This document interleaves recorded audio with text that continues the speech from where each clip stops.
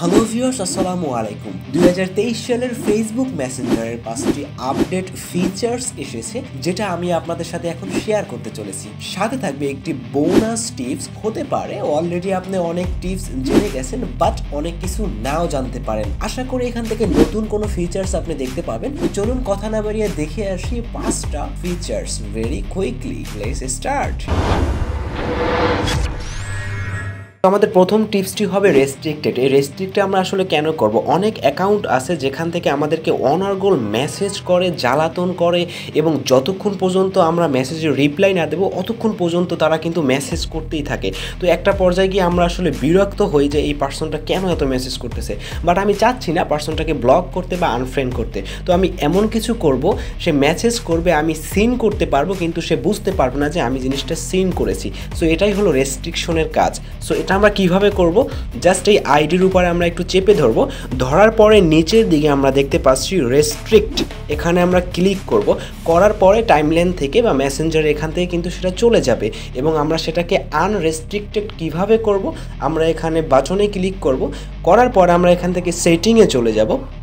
সেটিংয়ে আসার পরে একটু নিচের দিকে স্ক্রল করে আসলে আমরা দেখতে পাবো এখানে প্রাইভেসি আছে, এখানে আমরা ঢুকবো। ঢোকার পরে আমরা এখানে দেখতে পাচ্ছি রেস্ট্রিক্টেড অ্যাকাউন্টস, এখানে আমরা ক্লিক করব। করার পরে কিন্তু আমরা দেখতে পাচ্ছি যে এই পার্সনটাকে আমরা রেস্ট্রিক্টেড করেছি। আমরা যদি ভিতরে ঢুকি আমরা কিন্তু মেসেজগুলো সব সিন করতে পারবো, দেখতে পারবো সে কী লিখেছে, বাট সে বুঝতে পারবে না যে আমি তার মেসেজগুলো সিন করেছি। বাট আপনার যদি মনে হয় যে না, তাকে এখন আনরেস্ট্রিক্টেড করা উচিত, আপনি এখানে ক্লিক করবেন আনরেস্ট্রিক্টেডের উপরে, এখান থেকে কিন্তু সে আনরেস্ট্রিক্টেড হয়ে যাবে। সো আপনার কাজ কিন্তু শেষ। আপনি যখন আবার ব্যাগে যাবেন আপনার মেসেঞ্জারে কিন্তু আবার তার আইডিটা কিন্তু চলে আসবে অ্যাগেইনভাবে। আমাদের 2 নাম্বার যে টিপসটি থাকবে সেটা হলো কমিউনিটি ফর গ্রুপ। আমরা এখানে বাটনে ক্লিক করব কর্নায়।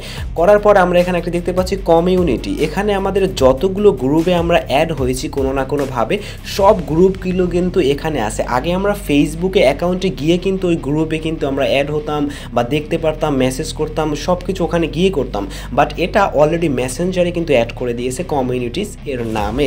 সো আমি এখানে জাস্ট একটা গ্রুপে ক্লিক করলাম, ফ্রেন্ড ক্লাব। এখান থেকে আপনি যতগুলো তারা চ্যাট ওপেন করেছে মেসেঞ্জারে সেখানে কিন্তু আপনি অ্যাড হতে পারবেন, কথা বলতে পারবেন। এখানে জেনারেল চ্যাট আছে, আমি যেখানে ঢুকলাম, ঢোকার পরে আমি এটাকে এখানে জয়েনিং হয়ে যাব। জয়েনিং হওয়ার পরে আমি যাদের সাথে কল, মেসেজ সব কিছু করতে পারবো, কোনো সমস্যা নেই। বাট আপনি যদি চান যে না আমার এখানে অ্যাড হওয়ার দরকার নেই, আপনি এখান থেকে লিভ করতে পারবেন। এখানে আই বাটনে ক্লিক করবেন। করার পরে নিচের দিকে যদি আসেন আমি এখান দেখতে পাচ্ছি লিভ চ্যাট, আমি এখানে লিভ দিয়ে দিলাম, কারণ আমার এত সময় নেই যে আমি তাদের মেসেজগুলো পড়বো মেসেজ দিব। এই কমিউনিটিসের ভিতরে কিন্তু আপনি সকল গ্রুপগুলো পাবেন। হতে পারে অনেক ইম্পর্টেন্ট গ্রুপ আছে যেগুলোতে আমাদের চ্যাট করা দরকার বা আপডেট কন্টেন্ট জানা দরকার, মেসেজ করা দরকার। তো এইভাবে আপনি কিন্তু এখান থেকে সবগুলো অ্যাক্সেস পেয়ে যাবেন। আমাদের 3 নাম্বার যে টিপস সেটা হলো যে পিন মেসেজ। এটা আমার কাছে যথেষ্ট ইন্টারেস্টিং মনে হয়েছে। ধরুন আপনি চ্যাট করেছেন অ্যান্ড হঠাৎ করে একটি ইম্পর্টেন্ট মেসেজ বা ফোন নাম্বার বা অ্যাকাউন্ট নাম্বার কিছু একটা দিয়েছে যেটা আপনাকে পিন করে রাখা উচিত, কারণ অনেক মেসেজ করতে করতে সেটা কিন্তু উপরে চলে যায়, আমরা কিন্তু খুঁজে পাই না। সো সেন্সিটিভ মেসেজগুলো আমরা কিন্তু এভাবে পিন করে রাখতে পারি। সেটা কিভাবে? আমরা জাস্ট মেসেজের উপরে চাপ দিব, নিচে আমরা দেখতে পাচ্ছি পিন, এখানে পিনে ক্লিক করব। সো এটা কিন্তু পিন হয়ে গেছে। এখন এটা আপনি কোথায় গিয়ে দেখবেন এবং আনপিন কিভাবে করবেন?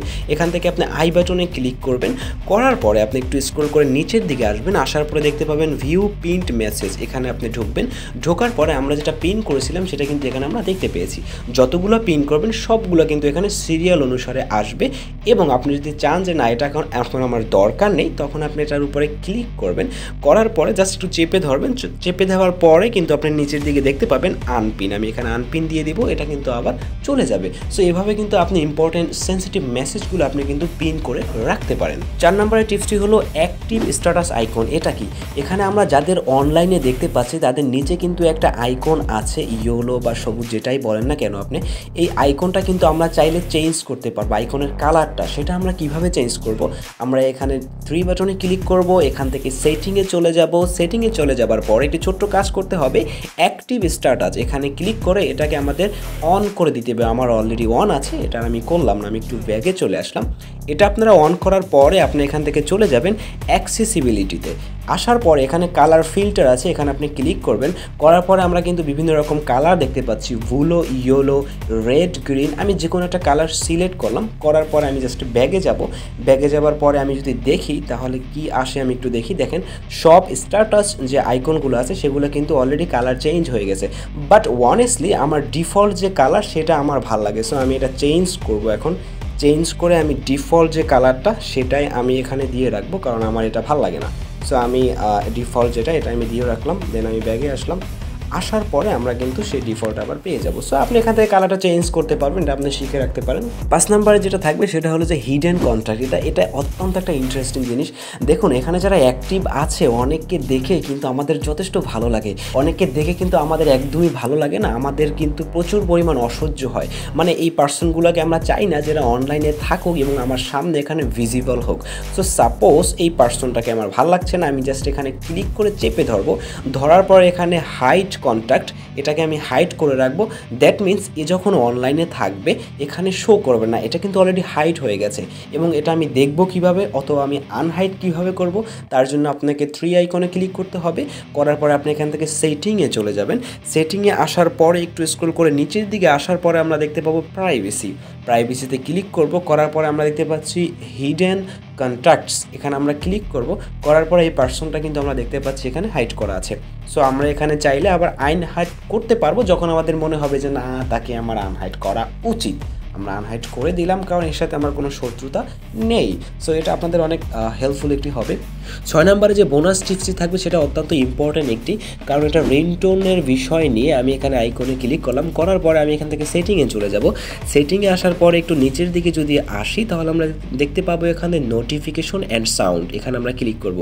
এখানে রিংটোন, যেটা ফোন করার পরে যে রিংটোনটা বাজবে, আমরা অনেক সময় অফিসে থাকি অথবা কারো সামনে থাকি, যেখানে কেউ যদি মেসেঞ্জারে ফোন দেয় তাহলে সে বুঝে যে আসলে তাকে মেসেঞ্জারে ফোন দিয়েছে, এটা অনেক সময় ওয়াজ মনে হয়।